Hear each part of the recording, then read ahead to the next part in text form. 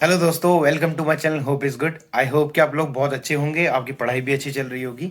तो गाइज, बहुत लोगों के मन में एक सवाल है कि जो हमारे जो टीयर वन के मार्क्स हैं, यानी कि जो 120 नंबर का जो एग्ज़ाम होने वाला है हमारा जे का, वो मार्क्स हमारी फाइनल मेरिट लिस्ट में ऐड होंगे या नहीं होंगे।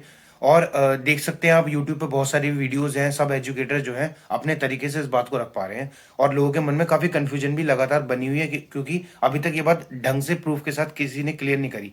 बट मुझे ऐसा लगता है कि अगर आप नोटिफिकेशन को देख लें तो आपको ज़्यादा पूछने की ज़रूरत नहीं पड़ेगी।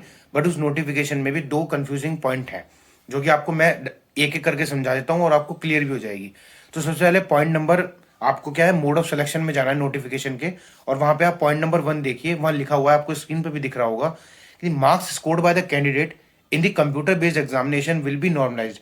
वो नॉर्मलाइज होंगे मार्क्स, जैसे कि हम सब जानते हैं, क्योंकि मल्टीपल शिफ्ट्स हैं। कोई शिफ्ट हल्की आएगी, कोई ज़्यादा हार्ड आएगी, मतलब आसान आएगी, इस तरीके से। तो और उसके बाद जाइए, ये इन्होंने फॉर्मूला बताया है। And such normalized score will be use to determine the final merit and selection. तो पहले पॉइंट से तो ये प्रूफ हो गया कि हमारे जो सीबीटी के एग्जाम है, सीबीटी के जो टीयर वन के जो मार्क्स हैं वो ऐड होंगे सिलेक्शन के लिए और फाइनल मेरिट के लिए। तो ये बात क्लियर हो गई कि ऐड होंगे, इस बात का कंफ्यूजन दूर हो गया। अब साथ ही साथ आप पॉइंट नंबर 7 खोलिए। पॉइंट नंबर 7 में लिखा हुआ है कि the final selection and the allocation of codes to the candidate qualified जो होंगे will be made on the basis of their performance in tier 2 examination, यानी कि डिस्क्रिप्टिव राइटिंग। तो इसका मतलब ये है कि जब हम टीयर 1 के मार्क्स को लगाकर सेलेक्ट हो जाएंगे, हमारा नाम फाइनल मेरिट लिस्ट में आ जाएगा, उसके बाद जो आपको कोर्ट प्रेफरेंसेस मिलेंगी, यानी कि किसी की इच्छा होगी कि वो सेशन कोर्ट में जाए, किसी की इच्छा होगी वो आपका डिस्ट्रिक्ट कोर्ट में जाए या फैमिली कोर्ट में जाए। तो जो आप वो पोस्ट प्रेफरेंसेस भरेंगे, इसमें आगे लिखा हुआ है preferences of the post given by the candidate at the time of interview and their eligibility for the post as per the requirement rules.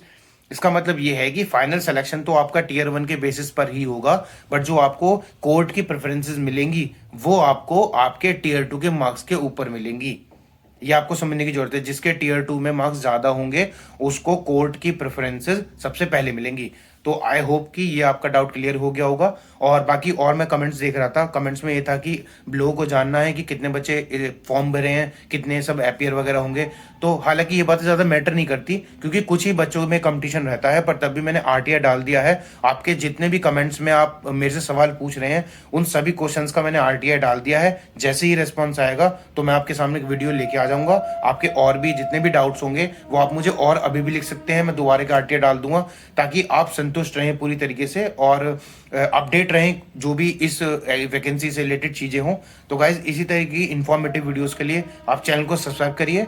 और बाकी और कोई सवाल हो तो आप मुझे इंस्टाग्राम पे मेरे से डायरेक्टली पूछ सकते हैं। और बाकी मेरे टेलीग्राम ग्रुप को आप ज्वाइन कर लीजिए, ताकि